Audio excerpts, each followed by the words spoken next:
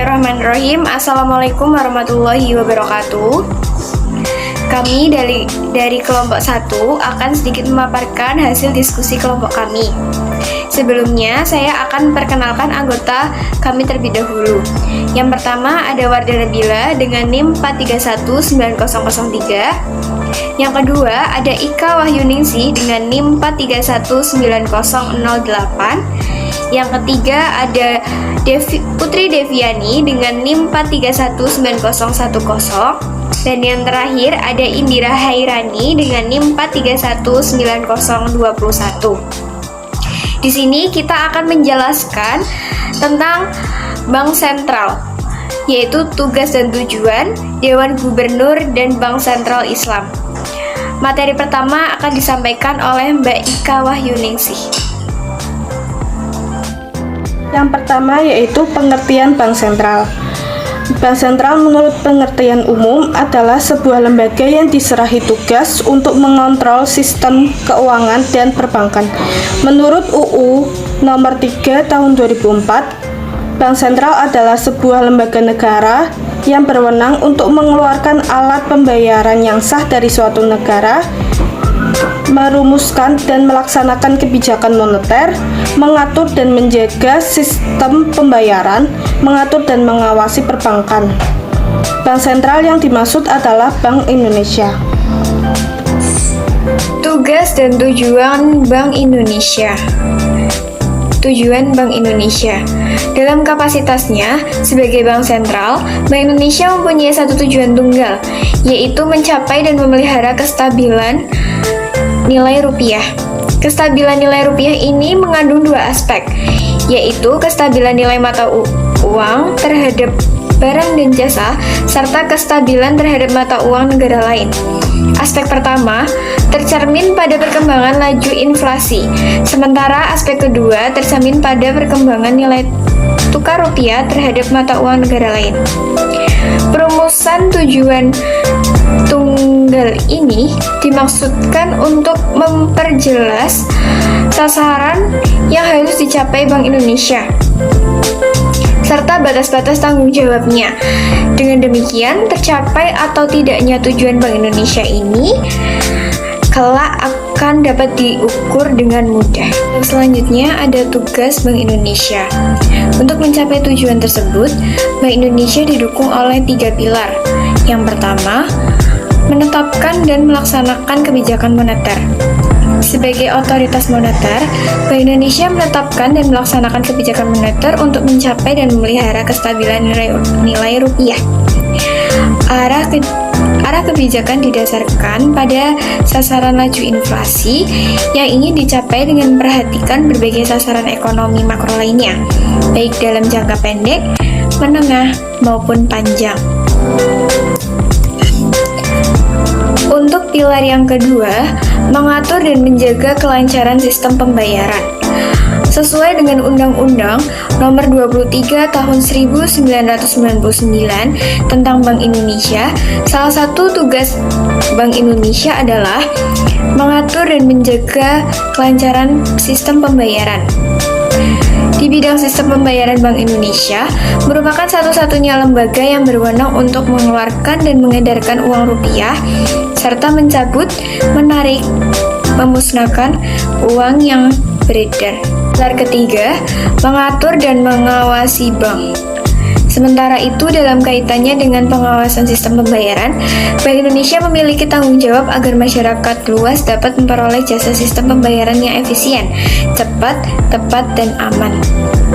Fungsi pengawasan sistem pembayaran ini selain berwenang untuk memberikan izin operasional terhadap pihak yang menyelenggarakan kegiatan di bidang sistem pembayaran, juga berwenang untuk melakukan pengawasan terhadap penyelenggaraan sistem pembayaran, baik yang dilakukan oleh Bank Indonesia maupun pihak lain di luar Bank Indonesia.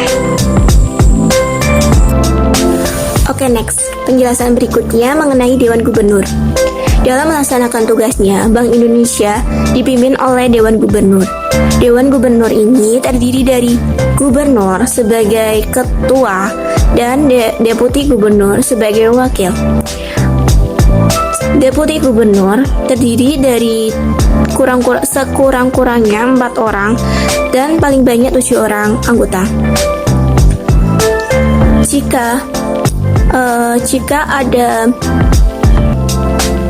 Jika gubernur berhalangan hadir dalam suatu acara, dapat diwakilkan oleh deputi gubernur. Syaratnya yaitu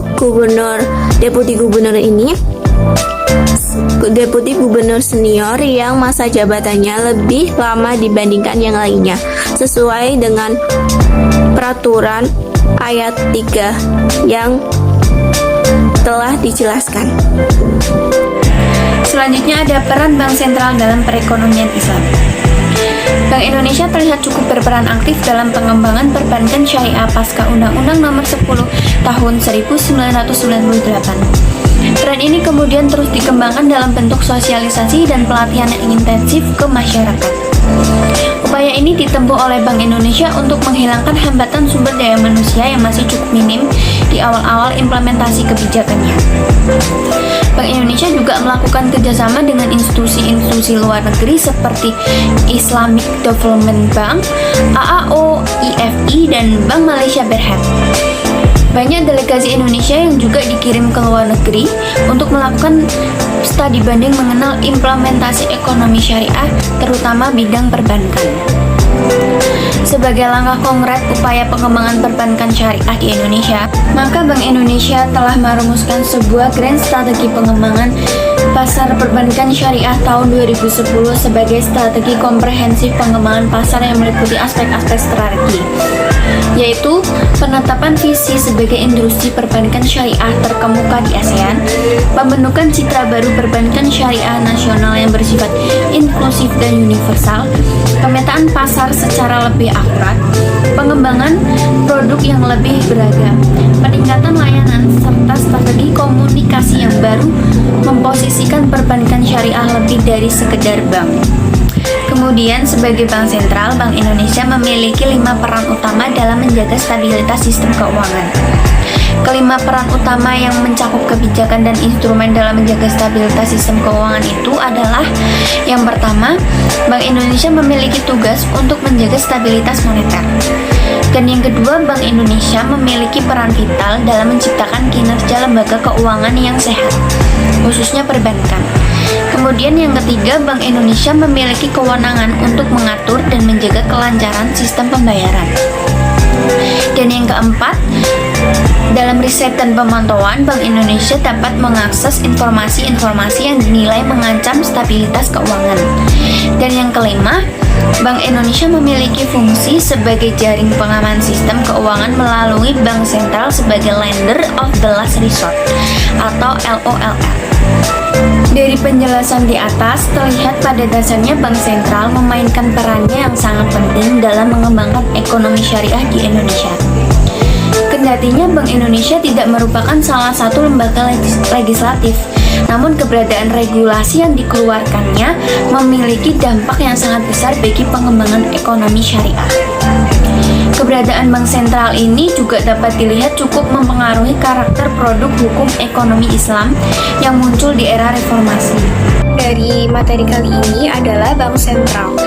Bank Sentral atau Bank Indonesia adalah lembaga negara yang independen dalam melaksanakan tugas dan wewenangnya, bebas dari campur tangan pemerintah atau pihak lainnya, kecuali untuk hal-hal yang secara tegas diatur dalam undang-undang, yaitu untuk mengontrol sistem keuangan dan perbankan, mengeluarkan uang, dan wewenang prerogatif untuk mengatur jumlah uang yang beredar.